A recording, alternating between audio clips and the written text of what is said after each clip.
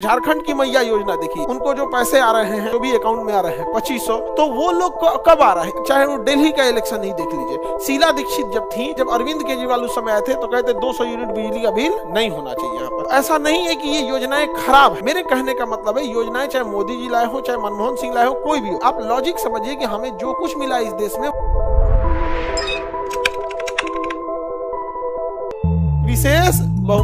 विशेष बहुमत थोड़ा टफ होता है, 2/3 होता है। मूल अधिकार में संशोधन करना है तो विशेष बहुमत, जैसे हम लोगों ने हटाया था संपत्ति के अधिकार को, मूल अधिकार से वापस हटाए थे, इतना नॉर्मल हट गया था। और ये बाप रे 2/3 बहुमत चाहिए, 66% नहीं मिलता है किसी को। यहाँ तो 36% पे सरकार बन जाती है, 36% पे क्या बन जाती है, सरकार बन जाती है, और उसको चाहिए कितना, 66%, भैया डबल लगभग चाहिए होता है। तो बहुत टफ होता है विशेष बहुमत इतना आराम से नहीं मिलता है। हाँ, तो इस महाभियोग में कुल सदस्य का होता है, पास करा देगा। हाँ, उपस्थित सदस्य रहेगा तो पास करा देगा। तो विपक्ष कैसे खाली छोड़ेगी, विपक्ष ज्यादा, जैसे देखिए उपस्थित सदस्यों का 2/3 चाहिए, किसका, उपस्थित सदस्य का। सरकार का बाधा कौन है, सरकार के अपने लोग नहीं, विपक्ष के लोग। अब जैसे सरकार सपोज कीजिए कि 500 लोग, यहाँ पे 500 कितने हैं, 550, 545। अब अगर सरकार को रोकना है तो विपक्ष वाले पूरा भर भर के अटेंडेंस बनाएंगे, भाई सरकार को रोकना है। और सरकार का आदमी कहेगा भाई तुम भी भर भर के आना, क्योंकि हमको विधेयक पास कराना है। तो वो वाला झमेला ही नहीं हो पाता, यहाँ पे बहुत टफ हो जाता है। विपक्ष इस सब मामले में नहीं पीछे छोड़ता। देखिए गवर्नमेंट को ले आए थे कौन सा विधेयक, इसमें 1 नेशन 1 इलेक्शन पास करने से रोक दिया कि नहीं रोक दिया, हो गया, नहीं पारित हुआ। और हकीकत मायने में देखिए, we are living in immature democracy. हम एक ऐसे डेमोक्रेसी में रहते हैं जहां मिडिल क्लास को जान मार दिया जाता है।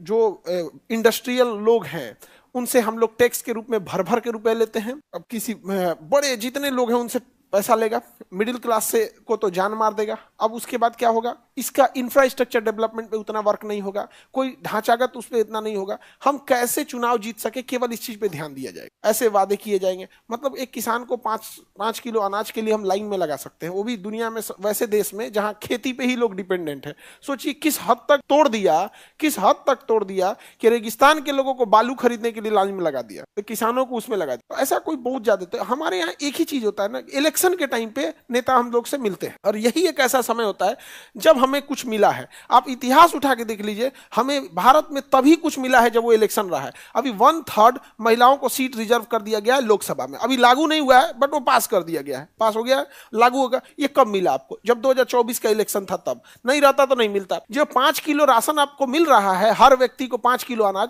आपको पता है ये मनमोहन सिंह की आखिरी दाव थी। 2013 में मनमोहन सिंह ने खाद्य सुरक्षा बिल पास किया था, और 2014 में उनकी सरकार चली गई, क्योंकि उन्हें लगा था कि हम सबको 5 एक परिवार पे एक आदमी को 5 किलो राशन देंगे, तो एक परिवार में अगर 5 आदमी भी है तो 25 किलो उसको राशन 1 रुपया किलो मिलेगा, 2 रुपया किलो मिलेगा। यही 1-2 रुपया का रेट होता है यहाँ पे खाद्य सुरक्षा बिल।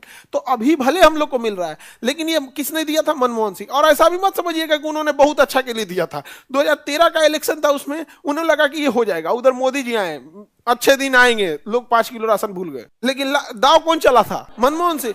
आप कुछ भी उठा के देख लीजिए, चाहे झारखंड की मैया योजना देखिए, उनको जो पैसे आ रहे हैं 1500 2000 जो भी अकाउंट में आ रहे हैं 2500, तो वो लोग कब आ रहा है, इलेक्शन था तब आ रहा है। आप चाहे वो दिल्ली का इलेक्शन ही देख लीजिए। शीला दीक्षित जब थी तो उनके समय, जब अरविंद केजरीवाल उस समय आए थे तो कहते 200 यूनिट बिजली का बिल नहीं होना चाहिए यहाँ पर।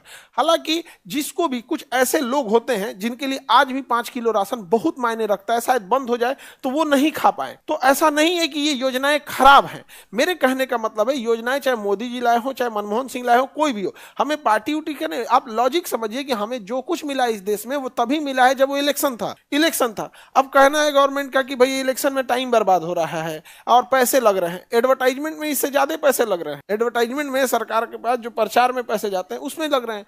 आपको अलग सच में इलेक्शन में पैसे बचाने हैं तो आप फिजिकल रैली बंद कर दीजिए।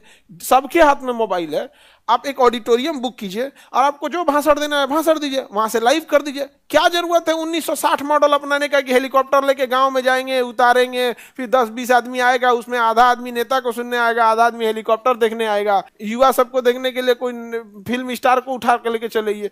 ये तो 1960 का मॉडल है, अब डिजिटल हो गया है। अब ऐसे देखिए अमेरिका में कहीं फिजिकल रैली नहीं होती है, 10-20 आदमी जुट जाते हैं। ट्रंप कोई देखिए जब गोली चलाया गया था तो वहां 500-600 लोग थे, ज्यादा भीड़ कहाँ थी। वो इसलिए होता है कि उसे बोलने में सहूलियत हो, भीड़ देख के बोल सके। कमरे में कोई टीवी पे कैसे बोल सकता है, कोई एंकर तो है नहीं, वो जैसे बंद कमरे में स्टूडियो में शूट करना थोड़ा उटपटांग होता है, ऐसे करके वो कर सकते। तो और भी तरीके हैं, लेकिन अगर वन नेशन वन इलेक्शन होगा तो सबसे ज्यादा लॉस अगर किसी को होगा तो गरीब तबके को होगा, क्योंकि उसको चुनाव में ही एक आदमी उसको नेता देखने को मिलता है, तो कभी ना कभी उसको कुछ ना कुछ चीजें मिल ही जाती है। समझ में आ गया कि नहीं आ गया? नहीं समझ में आ गया। और नहीं तो हम लोग के यहाँ 2005 से पहले आंखों था जी आप लोग के पास, क्या अनर्थ थे हम लोग, पता नहीं। हमें तो 2005 के बाद निकला है। बिहार में सब लोग आंख कब निकला है? तो उससे पहले हम लोग को कुछ दिखता ही कहाँ था, कुछ दिखता था जी। आगे बढ़े। हमारे सीएम साहब का फेवरेट चीज है, दुनिया 2005 के बाद बनी है, क्योंकि 2005 के बाद वो सीएम बने। उससे पहले उनको कोई भाषण सुनिएगा तो अभी एक जगह बोल दिया था ना कि महिला कपड़ा पहनती थी 2005 से पहले, अजब हाल है। तो ऐसा मतलब गजब बात बोल दी है, ये कोई बात है जी? तो असर आपकी बहन 2014 अच्छा वाला, हमारी बहन को पूरी दुनिया 2014 के बाद दिखती है, हमारे सीएम साहब को दुनिया 2005 के बाद मिलते हैं। सबके सामने चैलेंजेज होते हैं। जब हमारे देश के अन्य राज्य विकास की ओर लड़ रहे थे तो हमारा बिहार जो था वो जातिगत उन्माद में था। आप जाके कभी पूछिएगा ना, 1997-98 में कोई मोहल्ला ऐसा होता था जिसमें गरीब तबके के लोग हैं, छोटे जाति के लोग हैं, तो 2-4 गो आदमी लाठी लेकर खड़ा हो जाता था इलेक्शन के दिन, रे साला भाग भाग वोट डलबे रे, मार भाग अंदर। गाँव का वोट नहीं डालने देता था, मीडिया थी नहीं उस टाइम। आज मीडिया एक बहुत बड़ा, आज मीडिया का सबसे बड़ा योगदान अगर आप देखेंगे ना, गुंडाई आज भी है, खुलेआम आप नहीं कर सकते। बना देगा वीडियो तो वो ट्विटर पे डाल देगा, अब मोदी जी को टैग कर देगा, ले डाला ट्विटर पे, टैग किया मोदी जी को, पहुंच गया मोदी जी के पास। अब तो ये नहीं कर सकते कि आपको टैग नहीं किया गया था। यहाँ पे पुलिस डीएम साहब को टैग कर देगा, अपने एसपी को कर देगा, डीजीपी को कर देगा, मुख्यमंत्री को कर देगा, गृह मंत्री, ले हो गया बवाल। गवर्नमेंट जो है ना वो ट्विटर पे चल रही है, याद रखना। अगर कोई चीज आप ट्विटर पे बचा दिए ना, ट्विटर पे अगर तहलका मचा दिए, गवर्नमेंट तक हो जाएगा। यहाँ पे गवर्नमेंट यूट्यूब नहीं देखती है, गवर्नमेंट क्या देखती है? ट्विटर देख। और नॉर्मल आदमी क्या देखता है? YouTube, Insta. तो इंस्टा किसका है? नाच गाना वालन का है, टिकटॉक का भाई है, टिकटॉक का भाई है इसमें, मतलब जो चलाता है, हमको पता नहीं है उसके बारे में।